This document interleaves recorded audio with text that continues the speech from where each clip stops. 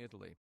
In art, the human form underwent a transformation from an earlier style, in which it had looked almost like a stick figure, to the realistic portrayal of the human form in all its beauty that characterizes Greek art of the classical age.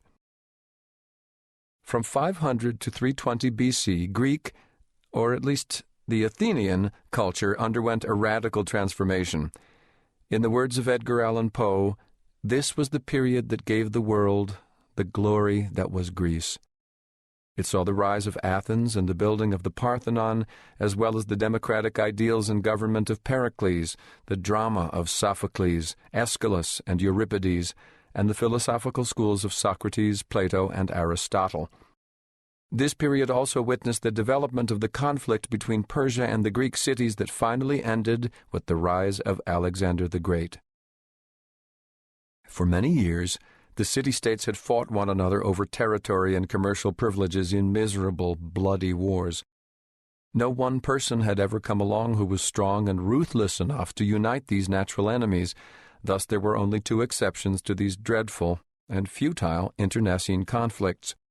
One was the period in the later 5th century BC when Athens and Sparta united during the Peloponnesian War against the menace of the Persian Empire coming over from Asia Minor. The alliance of Athens and Sparta defeated the Persians in the famous Battle of Marathon in 490 BC. After the war had dragged on for almost 10 years, the Greeks forced the battle by advancing full force toward the Persian army and surrounding it. The Persians had no alternative except to retreat to their ships, heading south toward Athens to launch a surprise attack on the defenseless city. As they retreated, however, it occurred to the Athenian general that the city of Athens itself was defenseless, its citizens unprepared for an attack. He ordered a soldier named Phidippides to run to Athens and to bring them the news of the impending attack. Phidippides ran the distance of 26 miles in 3 hours. This was the birth of the marathon, delivered the message to the waiting city, and then promptly died from overexertion. In some versions of the story, Phidippides had already fought in the battle as well as having run to Sparta and back, about 280 miles in all in the previous days, all his efforts culminating in his death from overexertion. The only regular occasion on which the city-states were united was during the period of the Olympic Games. At the Games, they discussed important political issues, celebrated common military victories, and even formed political and military alliances.